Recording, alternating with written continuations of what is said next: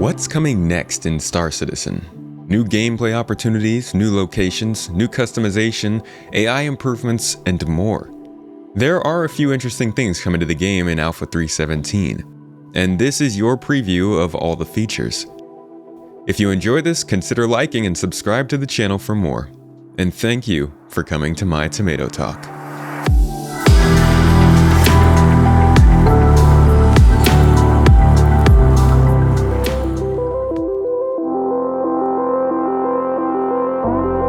Medical gameplay was added to the game last year, changing a pretty big segment of how the game is played.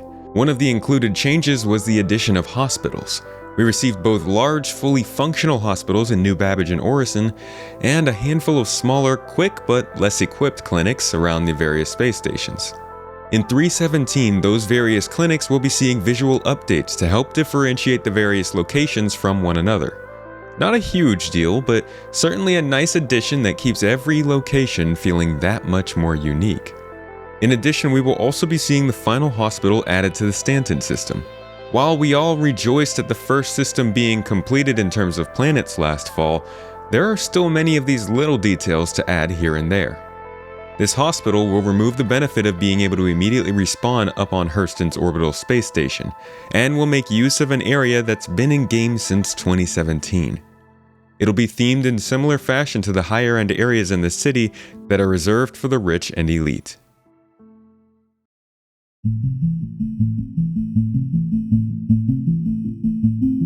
You may laugh and mock the coffee shop vendor, but it's coming. And for those who have followed the project for more than 2 years, it won't be much of a surprise. As we see on the monthly report repeatedly, the AI in this game is constantly being worked on. Behaviors, reactions, subsumption, pathfinding, it's always happening. The primary archetype behaviors that we've seen are plenty, ranging from soldiers to doctors. The first of these archetypes we were able to interact with, the testbed for more reactive AI, was the bartender. However, that model seems to have proven its worth and gathered its data. At this point, CIG is ready to introduce something more complex and useful. This new addition is the first in the shops and patrons update that we've all seen and expected for over a year now. This category includes other NPCs, but coffee vendors seem to be the first. It will add improved functionality to the NPCs we deal with over the counter, and allow for a more natural and alive feeling to the world. Something that could go a long way in making the game feel less lonely.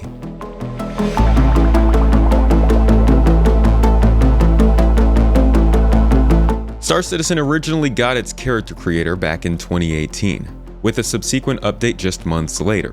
But in more than 3 years, we've seen just about nothing else added. There are plenty of issues with various models in the game, but the addition of more customization options may come with fixes for some of those as well. This update will introduce a wider range of heads and ethnicities to the game, improve the texturing and shading across all player models, make eyes appear more believable and natural in the head, and add additional facial features. This update is meant to add more customization and options for players. There will still need to be a major UI overhaul, the addition of hair, and I'm sure many other options that will be made available to us. But this seems to be a decent addition for those looking for more customization.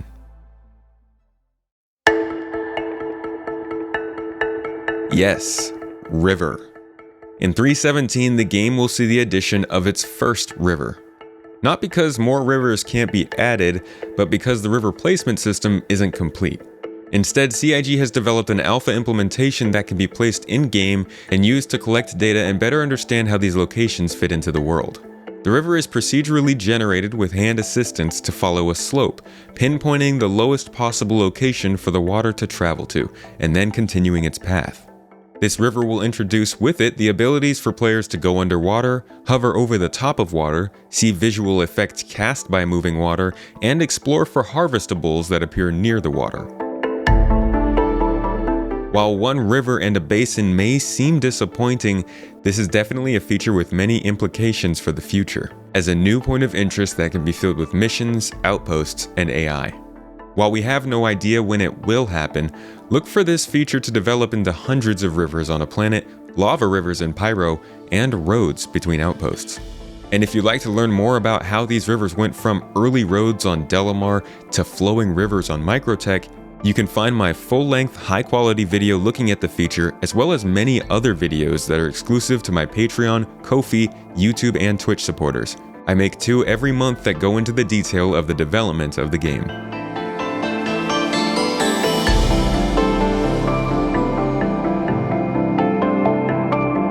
For the longest time, we've been buying items from stores and doing nothing with them. And as of last fall, we've been raiding bunkers, ships, and caves for loot, but still we have nothing to do with them, other than use them. In 3.17, we will finally get the ability to sell all these items we've been looting back to the stores around the verse. Not only is this a great foundational feature that will quickly slide to the back of our minds, it's also another way to make money. While this feature won't necessarily be linked into any overarching economy or give you advantages based on your reputation just yet, this will add a key layer to the basic functionality of the game that will no doubt expand into missions and other activities over the years. I see this as being similar to the money transfer app, something we always use but don't consider despite it only being introduced to us less than 2 years ago.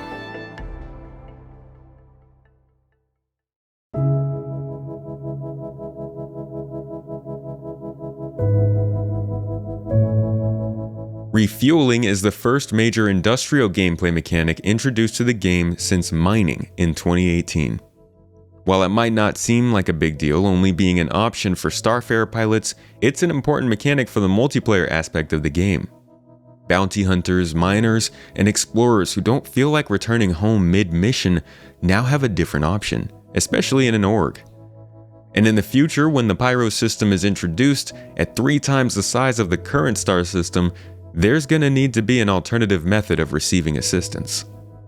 The feature is being built like everything else in the game, with options. It will allow you to choose your own pricing model, the type of fuel being supplied, which fuel pod you're pulling from, and the fuel flow rate. And just like other professions, these choices will come with consequences. Overflowing the output can lead to you leaking fuel. Charging too much might lead to you losing business. And it hasn't been confirmed, but I imagine supplying the wrong fuel will also lead to losses. You will be paid via escrow, allowing the fueler to only receive their money as the fuel enters the other ship, in order to avoid trolling or the accidental mispayment. It's a very in-depth addition with a solid UI and a good use case for the game. We will see how it actually translates into gameplay once it reaches our hand, but right now I'm pretty excited for it. The game is always going to allow us to make mistakes as we figure out our own best practices while fueling, and that's always been a key component of Star Citizen.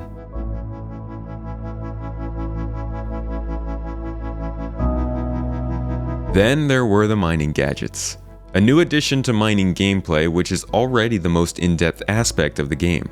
But don't think this makes any major changes to the core of mining. These gadgets actually affect all the same rock variables that a consumable or a laser component would. While it builds depth into the mechanic as well as the ability for a player to get out into space and really get involved in the process, it won't drastically change the experience of mining.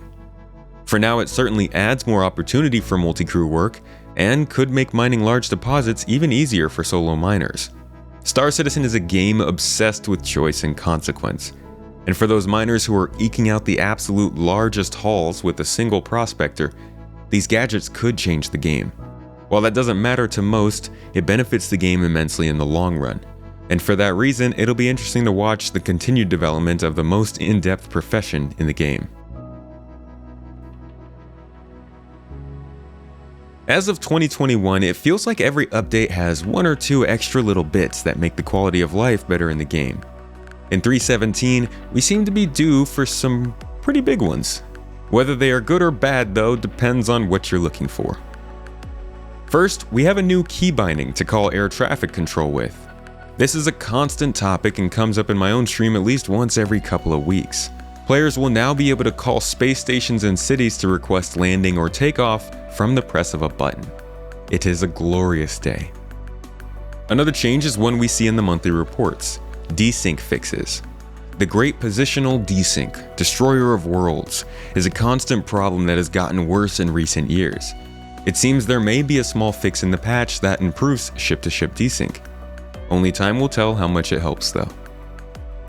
Finally, the inventory system has been separated for planets and orbital stations. Not only are there now no more respawns linked together with the addition of Maria Hospital, but inventories will now be separated, a process that began back in November of 2021. This could be the slow beginning of player-sanctioned trade routes beginning to pop up, but we will have to see as the cargo refactor begins later this year. Among other small changes in this patch are an FPS weapon refactor adjusting sway and recoil across a wide range of guns, an injury system update to make it easier to get injuries from repetitive damage and harder to die, and a change to ground vehicle emissions to make them harder to detect from above. That is the Alpha 3.17 preview for Star Citizen. An update that has been disregarded in some conversations as not bringing anything very significant to the game, but an update with a list of useful additions for some. The main question, as always, is how the update will actually perform.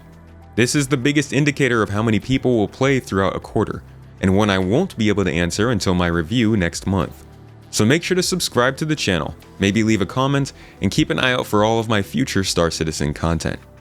And if you really enjoy this content and want more, you can check out my podcast, which is hosted on all major platforms, as well as on my second YouTube channel, where I interview plenty of folks from the Star Citizen community, like Morphologist, Board Gamer, Super Mac Brothers Ryan, and just recently, Down to Earth Astronomy.